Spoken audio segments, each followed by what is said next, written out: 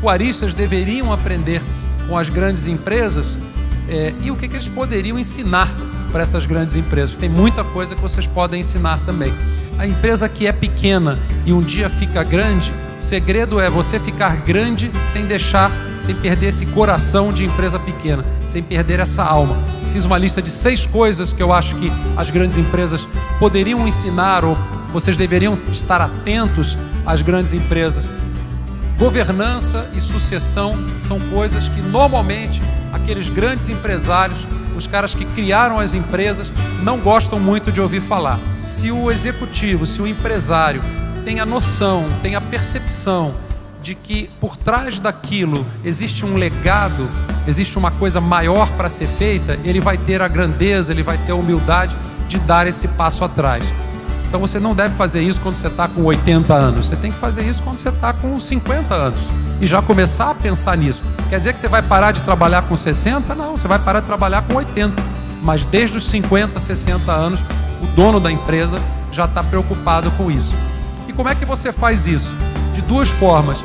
Uma e alguns executivos, não pode ter família no negócio, empresa familiar, não, tem que profissionalizar todo mundo. Não acho que seja assim, eu não tenho essa visão, porque eu acho que você ter na sua empresa um membro da família dá uma visão de valor, de tradição, de amor, de paixão pelaquela empresa que um executivo dificilmente vai ter. Alguns conseguem, muitos conseguem. Se você vai montar a diretoria da sua empresa e você tem filhos, filhas que estão preparados, tem condições de estar contigo no negócio, porque tem o histórico, porque estudaram, porque se prepararam, ótimo, tenha essas pessoas ali.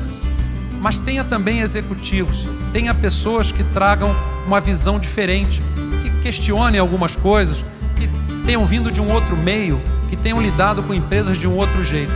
Outra coisa que eu acho que as grandes empresas, sobretudo as boas empresas, estão fazendo, são essas coisas de propósito e cultura corporativa. O dono de uma empresa de pecuária, de uma empresa agrícola, ele tem esse propósito. Ele sabe por que ele acorda de manhã todo dia e vai para o trabalho. Eu vou alimentar o mundo, eu vou fazer o futuro da minha família, eu vou trabalhar em cima do legado do meu pai. Ele tem isso no coração dele. Os funcionários de vocês têm? Ou ele acorda todo dia e fala, pô, hoje eu vou trabalhar. E só.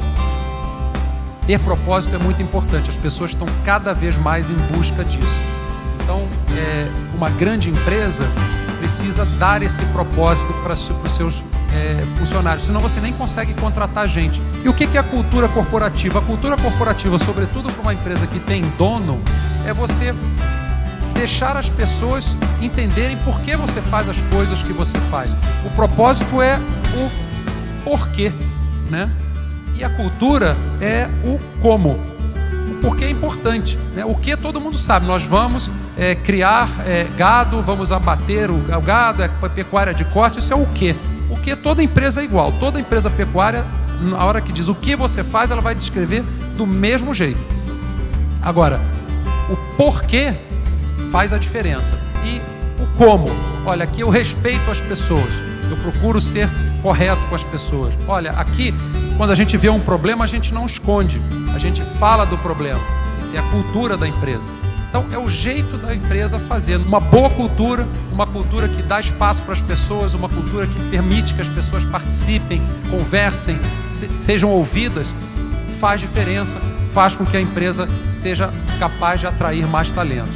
E aí a gente fala justamente dessa parte de atração de talentos. Alguma parcela de variáveis, olha, não precisa ser dobrar, mas olha, o cara aqui vai ganhar 20% mais se de fato ele tiver uma performance diferente, vale a pena. Compartilhar a riqueza é uma tendência, é uma coisa que veio para ficar. Compartilhem mais isso, vocês não estão rasgando dinheiro, acreditem. Vocês estão atraindo melhores pessoas, vocês estão tendo funcionários mais engajados e vocês vão fazer resultados melhores. Você, no final das contas, é um bom investimento. Melhor do que qualquer outro investimento, seja em marketing, seja em pesquisa. Investir em gente é sempre o melhor negócio. Gestão de stakeholders, palavra horrorosa, mas é que também chamar de públicos de interesse, que talvez seja a tradução mais próxima disso daqui, mas essa é uma palavrinha esquisita que vocês vão ouvir falar muito, e já devem ouvir falar. quem são os stakeholders? São as pessoas que de alguma maneira são impactadas pelos negócios da empresa. Nós fomos criados num mundo onde a empresa olhava apenas para os seus funcionários e para os seus clientes. O resto, meu amigo, o governo tomara que ele melhore e eu não tenho nada a ver com isso e acabou. Hoje vocês têm ONGs que estão questionando o impacto ambiental da produção de bovinos. A gente vai ter que lidar com isso. Esse é um grupo de interesse, são stakeholders. Os ambientalistas são stakeholders do nosso negócio. Mas eu preciso lidar com esses caras. Eu preciso entender. A comunidade em volta ali sofre impacto. A gente está poluindo o rio ali daquela região, vamos ter problemas. No passado, resolve lá com o governo. Agora eles vão em cima da gente, eles querem falar com a gente. E aí você tem duas escolhas para fazer. Ou você se aproxima das ONGs que são mais razoáveis e tem cabeça mais aberta, ou você se fecha e você vai apanhar que nem um louco, porque esses caras não vão diminuir, só vai aumentar, só vai ter mais pressão dos ambientalistas. Então, esse tipo de compreensão dos stakeholders é importante. Tem profissionais que fazem isso, ter profissionais que fazem isso na empresa é importante. Então, ter uma área de sustentabilidade, uma área que cuide de stakeholders é algo fundamental. Vamos para a penúltima aqui. Aí é muito o meu mundo, mas, de fato, comunicação, marca e reputação é algo que as empresas, sobretudo do setor agropecuário, fazem ainda muito mal. Vocês se comunicam muito pouco. A gente não sabe bem o que as empresas fazem. Elas acabam com medo desses stakeholders, dessas pressões de ONGs e tal, elas preferem não falar. E tem uma regra do marketing que diz que se você não se posiciona, o mercado te posiciona. Se você não diz o que você faz, as pessoas vão achar que vocês fazem alguma coisa que vocês não fazem. E normalmente vão pensar coisa errada, vão pensar coisa ruim. Então você precisa comunicar mais o que você faz. Ter uma área de comunicação corporativa, ter uma área de comunicação com o mercado, ter uma área de comunicação com governos, com comunidade, contar o que vocês estão fazendo, se preocupar com a reputação. Reputação basicamente é aquilo que falam de vocês quando vocês não estão presentes. Quando tem uma crise, eu preciso buscar ajuda de uma pessoa que entenda disso, uma crise de imagem, uma crise com o governo, uma crise com a comunidade de entorno. Então, a gente precisa entender melhor isso. E que nos leva para o último ponto aí do que a gente podia aprender com as grandes corporações, pedir ajuda. Os empresários, que são essas pessoas que começaram os seus negócios, eles acham uma tremenda uma vergonha pedir ajuda.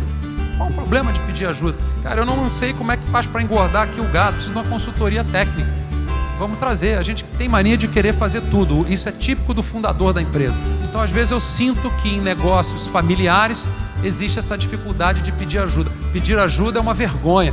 Não, imagina se eu vou dizer que eu não entendo como é que faz isso. Não tem problema nenhum, olha, eu não entendo como é que faz isso. As grandes empresas não têm vergonha nenhuma de pedir ajuda.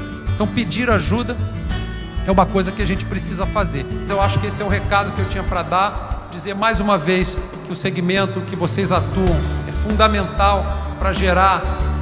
No fundo é o seguinte, vocês estão alimentando pessoas que vão alimentar mudanças no mundo. Todo dia de manhã vocês acordam para trabalhar sabendo que vocês vão fazer coisas para pessoas que precisam dessa energia, o combustível. A comida é o combustível do indivíduo. As pessoas, todas elas, do presidente da República dos Estados Unidos até o mais humilde servidor de uma empresa, eles precisam da energia de vocês, dos produtos de vocês, da carne que vocês produzem para todos os dias fazer as coisas, modificar o mundo. Então, esse é o propósito de vocês, é esse o propósito que vocês devem perseguir. Muito obrigado, agradeço antecipadamente a todos vocês.